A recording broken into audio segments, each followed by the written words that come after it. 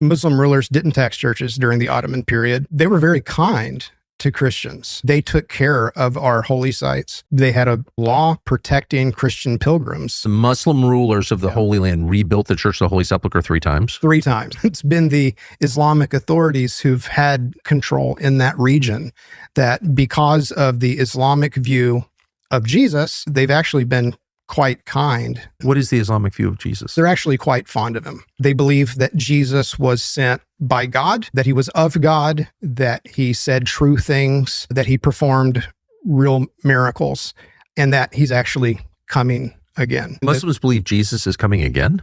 They do. But you and I both know that Christians are not treated well in Israel at all. No, they're not. In fact, they're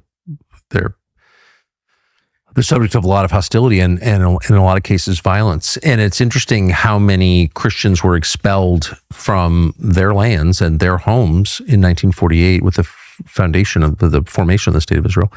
Well, the church there is still having their property confiscated to this day for settlement. You know, with the Orthodox Church, Israel closed their bank or froze their bank account because they didn't pay their tax. It was a tax that they just suddenly threw on them. All this time, they've not had to pay that tax.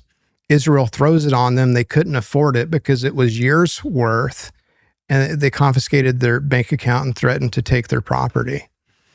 The Ottomans didn't charge churches tax.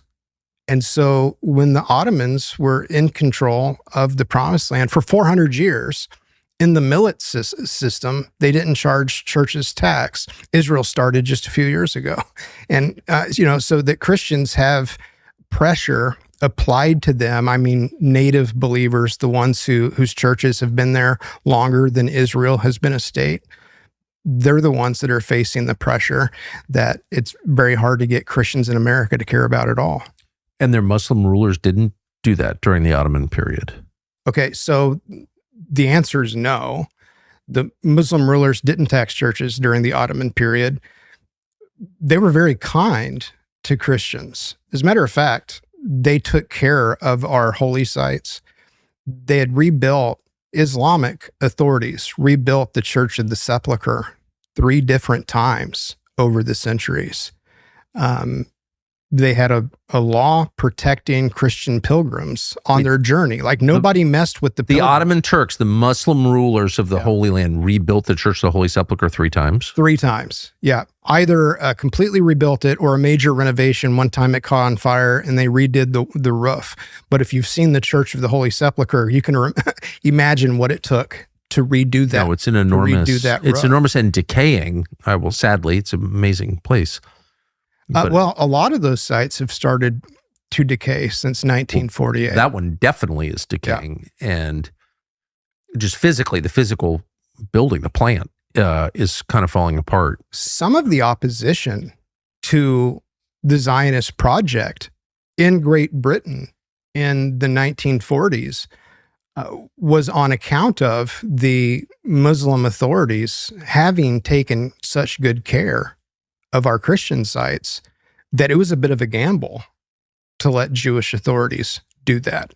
You know, I've heard people say if it wasn't for Israel, we wouldn't be able to go visit our holy sites. There wouldn't even be holy sites anymore. And it's like, who do you think has been taking care of them this whole time?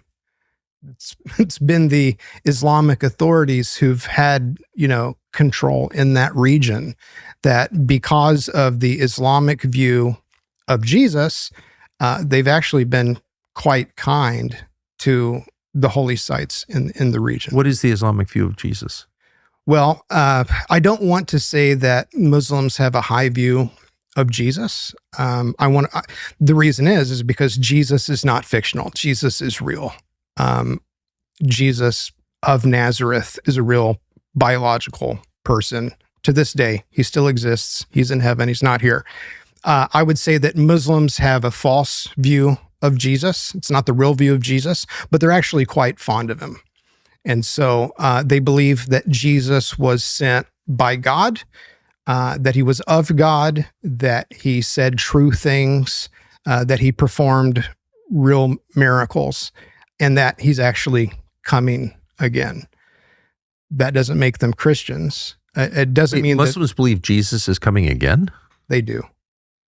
As a prophet, not as the Messiah, but they believe in his return.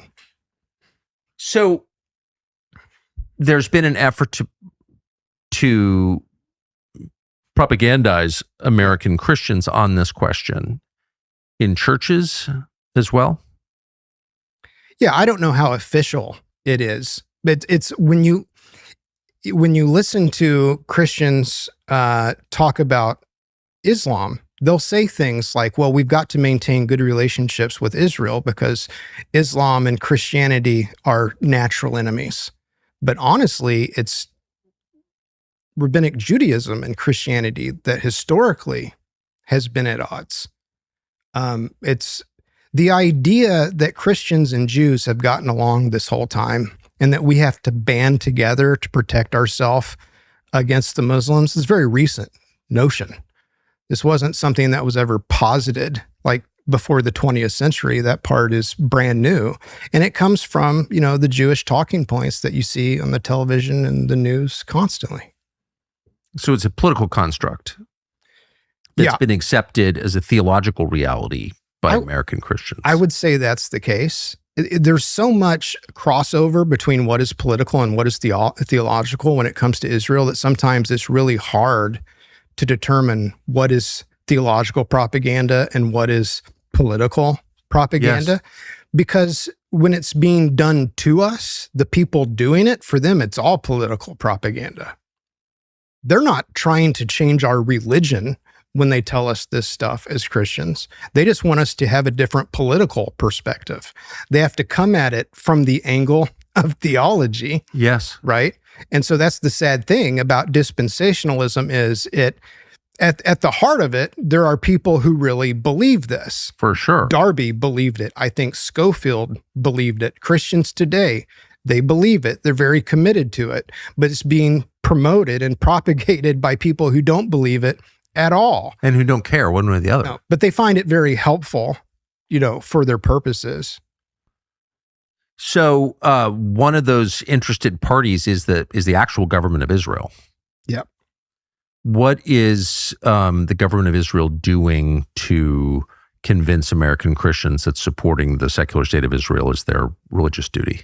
Like what does that propaganda campaign look like? $729 million through their public diplomacy unit is what they call it.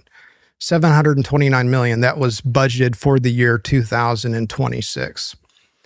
They have a part of that, $729 million for public diplomacy called Project 545, which is a $145 million budget set aside to affect or manipulate AI and search engine results primarily for Americans.